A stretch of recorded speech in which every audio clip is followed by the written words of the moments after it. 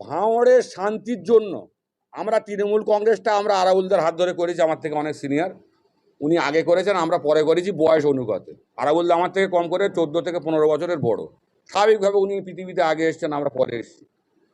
তো সেই হিসাবে দলের সূচনা উনি করেছেন, ওনার হাত ধরে আমরা করেছি। একটা জায়গায় ওনারা এখানে আন্দোলন করেছে, আমরা ওপারে একটা জায়গায় আন্দোলন করে এক জায়গায় সমষ্টিগতভাবে আমরা এক জায়গায় হয়েছি।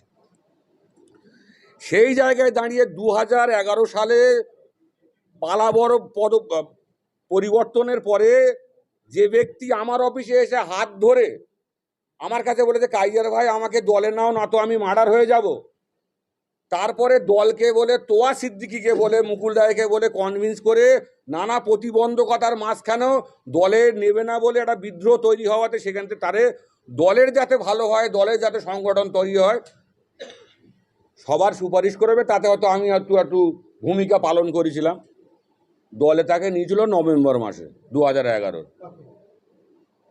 যে ব্যক্তি বর্তমানে ভাঙড়ের দায়িত্ব আছে, তো তার আজকের কার্যকলাপ মানে এমন একটা কার্যকলাপ, রাজনৈতিকভাবে নানান রকম মতানৈক্য থাকতে পারে, কিন্তু আমরা তো একই দল করি।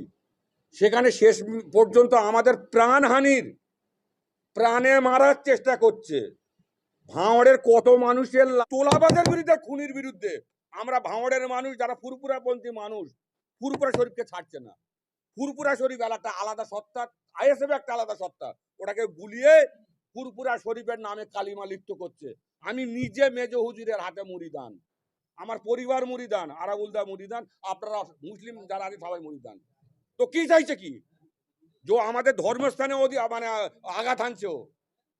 তো এই লোকটার বিরুদ্ধে টোটাল ভাঙড়ের এই গাজীপুর থেকে আর ওদিকে সেই ছায়াটি অবধি এই বিস্তীর্ণ ভাঙড় বিধানসভার এরিয়ার এর একটা লোক, ওকে যদি ভদ্রভাবে সমর্থন করে তাহলে মনে করব আমরা মানুষ না।